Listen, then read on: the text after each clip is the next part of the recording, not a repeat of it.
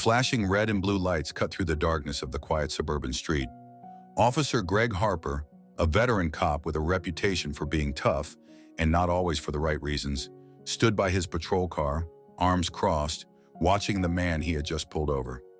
The man, dressed in a crisp navy blue suit, kept his hands on the steering wheel, his jaw clenched. He had done nothing wrong, yet he knew how this would play out. "Step out of the vehicle," Harper ordered, his tone sharp and filled with authority. The man sighed and slowly complied. "Is there a problem, officer?" he asked calmly. "License and registration." "Now," Harper barked, ignoring the question. The man retrieved his wallet, moving deliberately, ensuring there was no sudden motion that could be misconstrued. He handed over his identification. Harper barely glanced at it before tossing it back.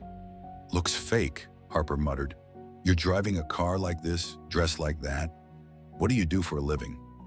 "I don't see how that's relevant," the man replied, his voice steady. Harper's eyes narrowed. "Got an attitude, huh? Step over to the sidewalk, hands behind your back." "For what?" "For resisting instructions." The man inhaled sharply but complied.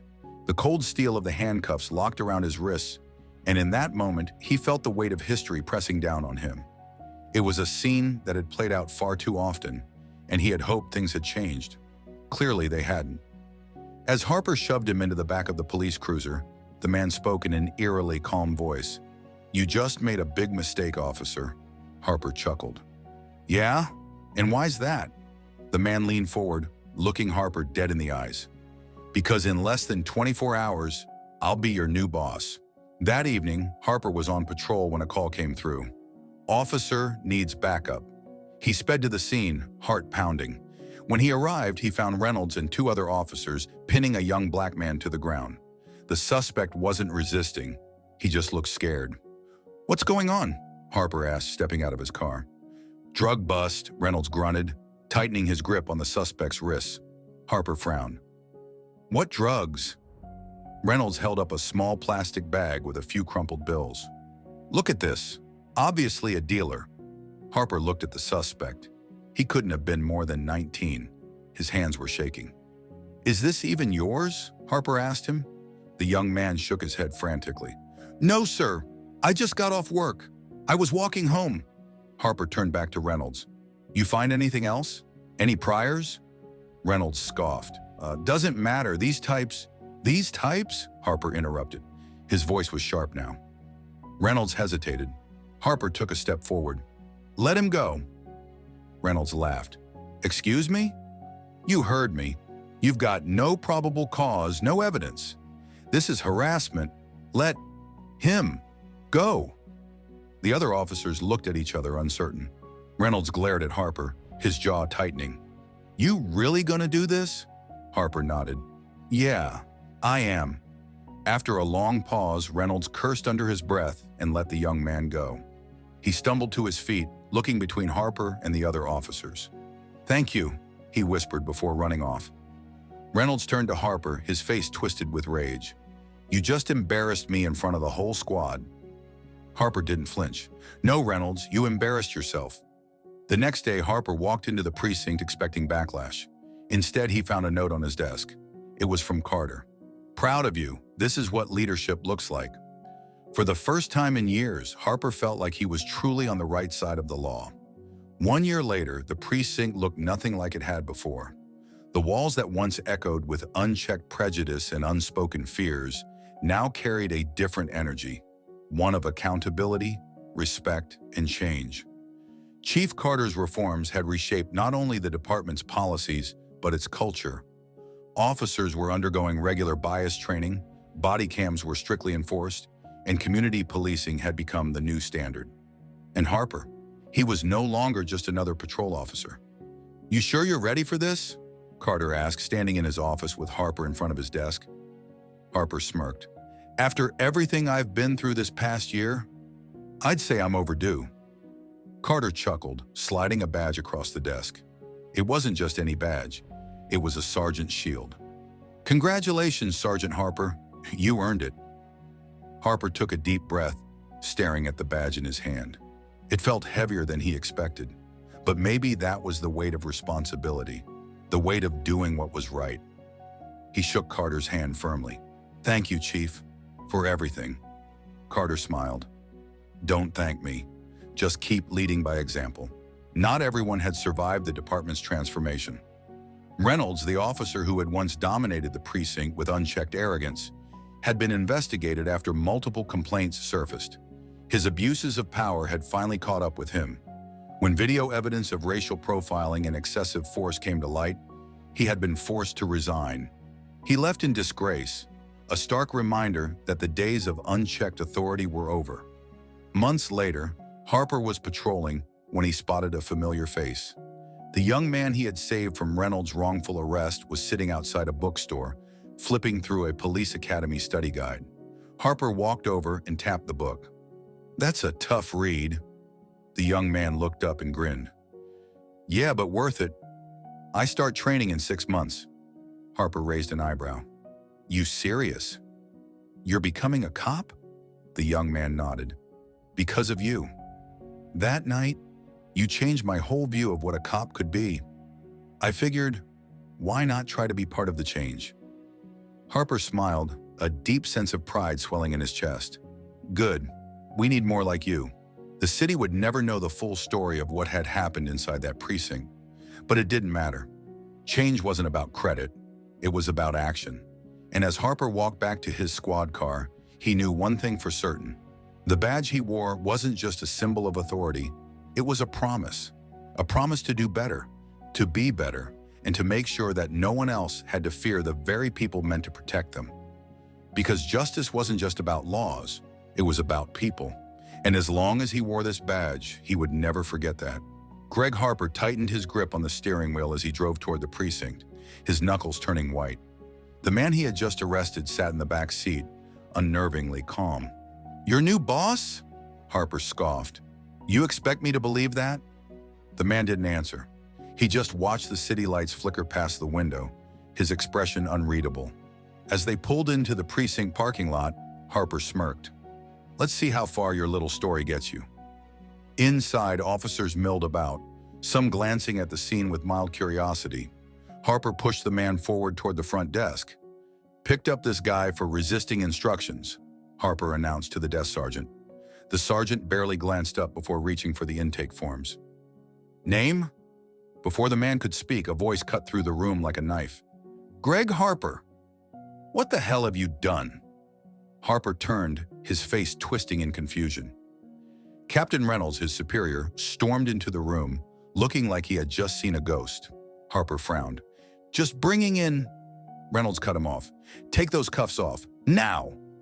Harper hesitated, but the captain's glare was enough to send a chill down his spine. Reluctantly, he pulled out his key and freed the man's wrists. The man rubbed his wrists but said nothing.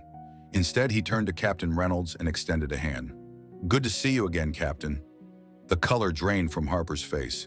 You know him," Harper stammered. The captain exhaled sharply. "I should. Meet Chief Malcolm Carter, the new head of this precinct." Silence fell over the room. Harper felt his stomach drop. He turned to Malcolm, who now looked at him with the kind of restrained patience that sent a different kind of fear through him. "You arrested your new boss," Reynolds said, shaking his head in disbelief. "For what?" Malcolm's gaze bore into Harper. "For being black in a nice car, I assume?" The room grew uncomfortably quiet. Some officers shuffled their feet. Others exchanged nervous glances. Harper's mouth opened, then closed. He had nothing to say. Malcolm didn't need to say more. His presence alone was enough. But the worst was yet to come. "Captain, we need to talk," Malcolm finally said. "In private." Reynolds nodded. "Harper, my office." "Now." Harper swallowed hard. This night was about to get much worse. Harper followed Captain Reynolds and Chief Malcolm Carter into the office, his legs feeling like lead. His heartbeat pounded in his ears, but he forced himself to keep his expression neutral. The office door shut behind them with a quiet click, sealing Harper inside with the two men who now held his fate in their hands. Captain Reynolds turned first. His face was a storm of anger and disappointment. "Harper, what the hell were you thinking?" Harper straightened his back, trying to salvage his pride. "Sir, he was acting suspicious." Suspicious? Malcolm Carter's voice was calm, but the weight behind it made Harper shrink a little. Tell me, Officer Harper, what exactly did I do that was suspicious? Harper hesitated. You were in a luxury car, in a neighborhood that what? Malcolm pressed. His voice was sharper now. That you think I don't belong in? That a black man driving a nice car automatically means something illegal is happening? Harper clenched his jaw. I was doing my job. No, Malcolm said. You were doing your version of the job. The one where you assume guilt before innocence. The one where a man like me has to prove he deserves to be treated with respect. Harper had no response. Captain Reynolds sighed, rubbing his temples. Malcolm, I can assure you, this will be handled internally. Malcolm's expression didn't change. Handled internally? You think this is just about one officer's mistake? Reynolds hesitated. What do you mean? Malcolm leaned forward, his voice firm but controlled. I didn't take this job just for the title, Captain. I came here because this precinct has a reputation, one that needs to change. And Harper here? He gestured toward him. He's not just an officer who made a bad call. He's a symptom of a much bigger problem. Harper felt his stomach twist. Reynolds cleared his throat. Malcolm, I understand your concerns, but… No, Malcolm cut him off. You don't understand. Not yet, but you will. The room fell into silence. Malcolm finally turned to Harper. You assumed I was a criminal before you even spoke to me. You treated me like I was beneath you. But let me make one thing clear. Starting today, that stops. Harper swallowed hard, his face burning. You have two choices, Officer Harper, Malcolm continued. You can either acknowledge your bias and start learning, or you can find another department to work for, because under my watch, this precinct will no longer operate on assumptions and prejudice. Harper looked to Captain Reynolds, hoping for some kind of support, but the captain's face remained unreadable. Finally, Reynolds spoke. I think you need some time to reflect, Harper. Effective immediately, you're suspended. Harper's chest tightened. Suspended? Reynolds nodded. Until we decide whether you're fit to wear that badge. Harper opened his mouth to protest, but stopped when he met Malcolm's gaze. There was no anger there, no gloating, just a quiet resolve that told Harper everything he needed to know.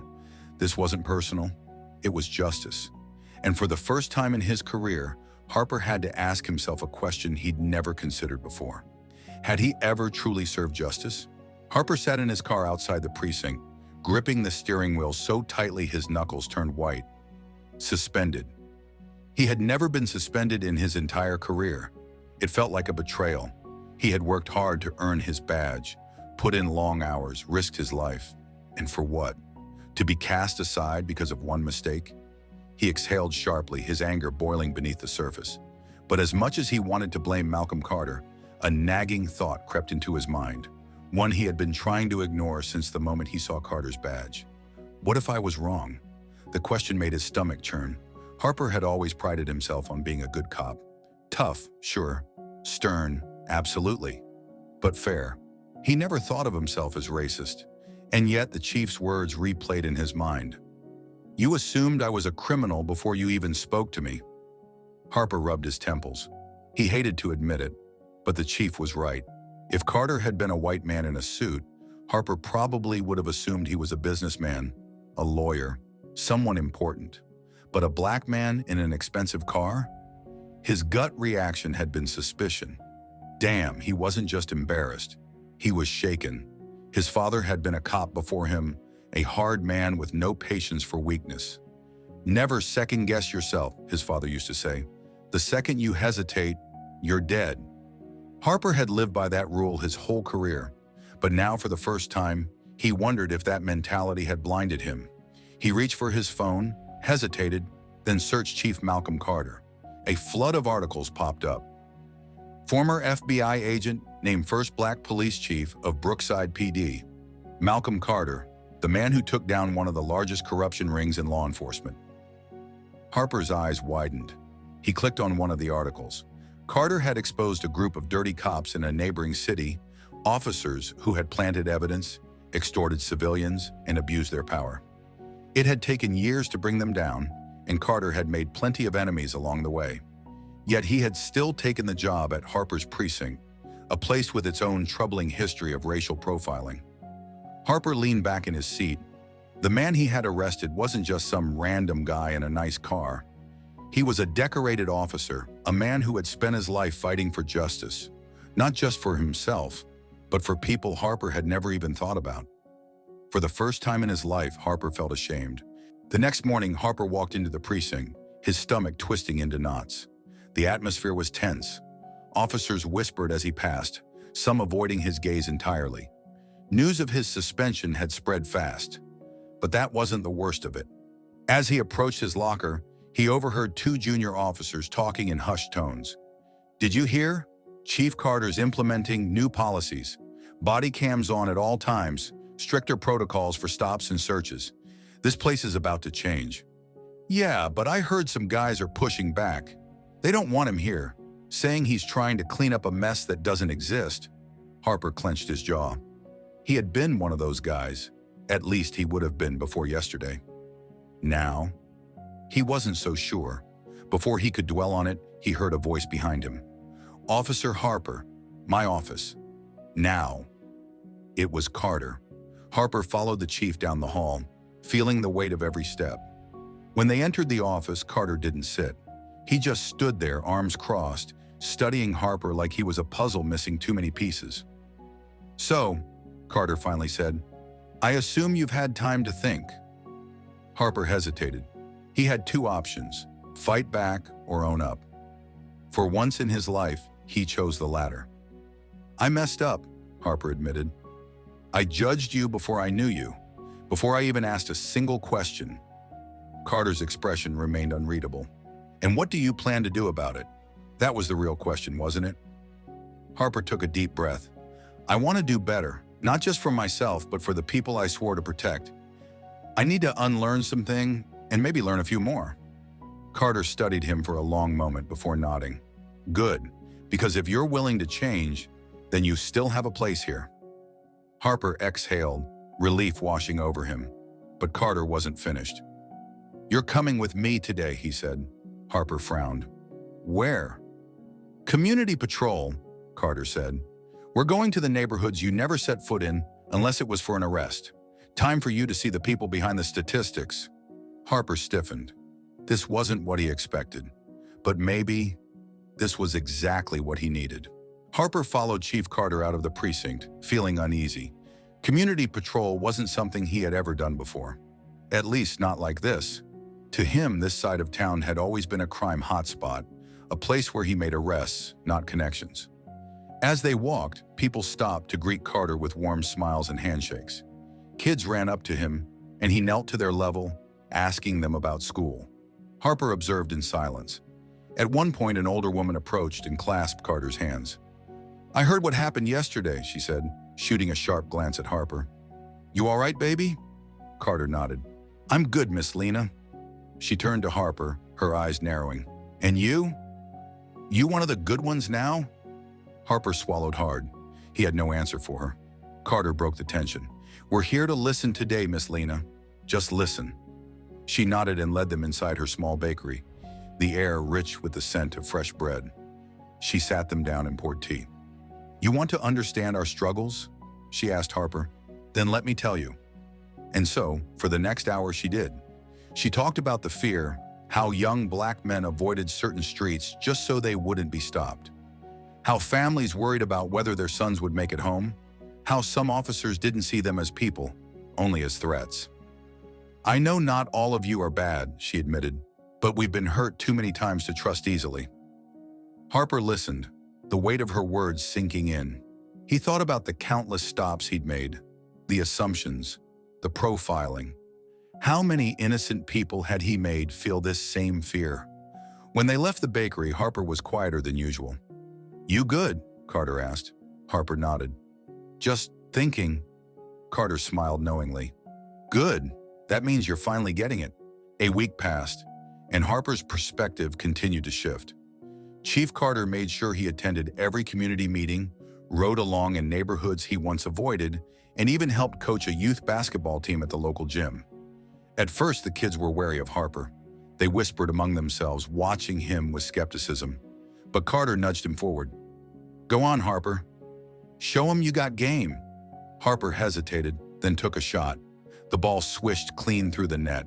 The kids cheered, their walls lowering just a bit. That night after practice, one of the teenagers, Darnell, walked up to Harper. You ever think about why people don't trust cops around here? He asked. Harper met his eyes. Yeah, I'm starting to, Darnell scoffed. Man, I've been stopped like 10 times this year for nothing. They say I look suspicious. What does that even mean? Harper had no answer, but he knew it was a question he needed to think about. One afternoon, while Harper was out on patrol with Carter, a call came through. Suspicious activity reported at Crestwood Bank. 2 black males loitering outside. Harper felt a pit in his stomach. He recognized the street. He had made stops there before for similar reports. Carter spoke first. Let's check it out. But we do this my way. When they arrived, Harper's old instincts kicked in. 2 young black men stood outside the bank, talking casually. A few feet away, a white woman clutched her purse, eyeing them nervously. Before Harper could speak, Carter approached with an easy smile. Hey there, fellas. Everything all right? One of the men nodded. Yeah, just waiting for my cousin. He's cashing a check. Carter turned to the woman. Ma'am, did you call this in? She hesitated. I wasn't sure. They looked out of place. Harper clenched his jaw. Out of place? He had heard those words before, used them himself. Carter simply nodded. Well, no crime in waiting for family, right? He looked back at the men. You guys have a good day. They left without incident, but Harper was shaken. You see it now? Carter asked quietly as they got back in the car. Harper exhaled. Yeah, I see it. Yeah. A month had passed since Chief Carter took over, and the precinct was beginning to change, but not everyone was on board. One afternoon, Harper walked into the break room to find a group of officers huddled together, whispering. As he approached, the room fell silent. Officer Reynolds, one of the longest-serving cops on the force, smirked. So, Harper, how's it feel being Carter's pet project? A few officers chuckled, but Harper remained unfazed. Feels like I'm actually learning how to do this job right, he said, grabbing his coffee. Reynolds scoffed. Right? You mean soft. We all know Carter's trying to turn this department into some political stunt. But we're cops, Harper, not social workers. Harper took a deep breath. The old him might have laughed along, eager to fit in. But now he saw things differently. Carter's doing what should have been done a long time ago, he said, voice steady. And if you don't see that, maybe you're the problem. Silence. A few officers shifted uncomfortably. Reynolds narrowed his eyes. You saying we're bad cops? Harper looked him straight in the eye. I'm saying that a good cop doesn't need to be told how to treat people with respect. The tension in the room was thick. For a moment, it seemed like Reynolds might swing at him, but then Chief Carter's voice echoed from the doorway. Everything all right in here? Reynolds sneered but said nothing. He grabbed his coffee and walked out, slamming the door behind him. Carter stepped forward, looking at Harper with quiet approval. That took guts, Harper exhaled.